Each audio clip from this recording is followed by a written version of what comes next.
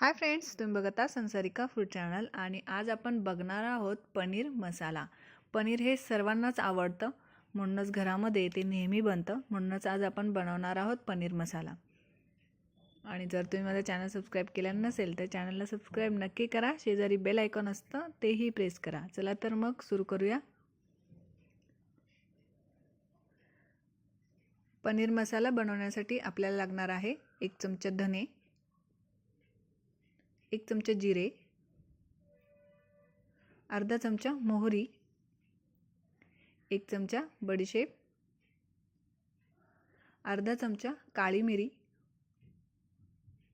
अर्धा चमचा लवंग, पाव चमचा मेथी दाना, 1 चमचा खसखस,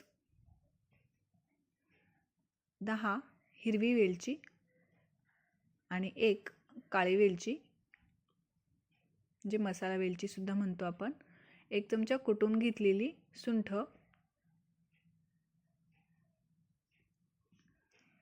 अर्धा चमचा मीठ, 13 ते 14 लाल सुक्या मिरच्या आणि 1 बेडगी मिरची, त्याने कलर छान येतो, पाव चमचा हळद,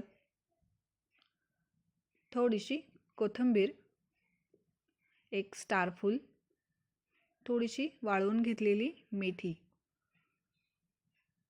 आणि 3 तेजपत्ता.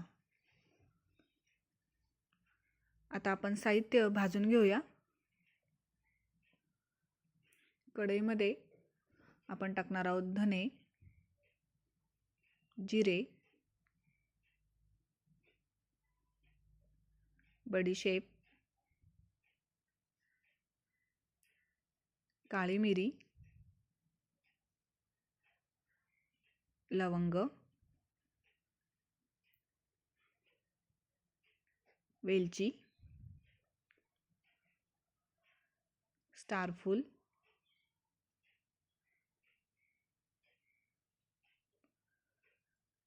आता आपण हे खमंग भाजून घेऊया.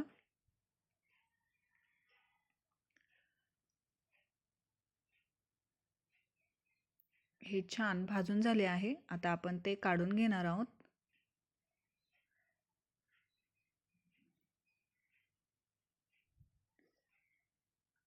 आता आपण टाकूया मिरच्या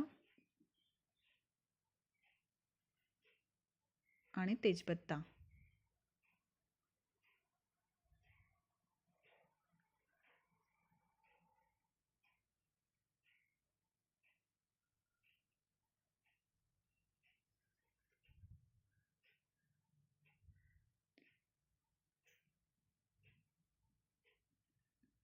तुम्ही बघू शकता आपल्या मिरच्या आणि तेजपत्ता छान भाजला गेला आहे. आपण तो काढून घेऊया. आता आपण टाकूया खसखस, मेथी दाना आणि मोहरी. हे खूप भाजायचं नाही, टाकलं की 4 ते 5 सेकंद ठेवून लगेचच आपण ते काढून घेणार आहोत. हे जर तुम्ही खूप भाजलं तर कडवटपणा येतो. आता आपण त्यात मेथी भाजून घेऊया. ही सुद्धा आपण फक्त कढईमध्ये टाकून लगेचच काढून घेणार आहोत. आता आपण कोथिंबीर भाजून घेऊया. कोथिंबीर पूर्णपणे कुरकुरीत होईपर्यंत आपण भाजून घेणार आहोत.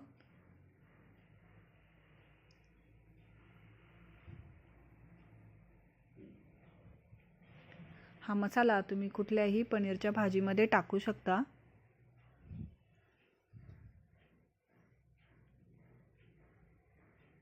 आपली कोथिंबीर भाजून रेडी आहे. गॅस बंद करून आपण त्यात सुंठ भाजून घेणार आहोत. ती लगेचच जळते, म्हणून गॅस बंद करायचा आणि लगेचच काढून घ्यायचे आहे.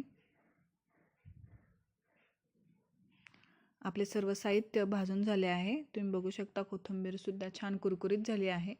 आता आपण त्यात टाकूया हळद आणि चवीनुसार मीठ.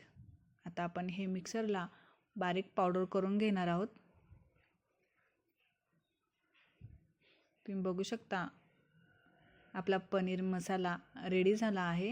हा मसाला तुम्ही कुठल्याही पनीरच्या भाजीमध्ये टाकू शकता. खूपच छान लागतो. नक्की घरी ट्राय करून बघा. आणि जर तुम्ही माझं चॅनल सबस्क्राईब केलं नसेल तर चॅनलला सबस्क्राईब नक्की करा, लाईक करा, शेअर करा आणि व्हिडिओ बघितल्याबद्दल थँक्यू.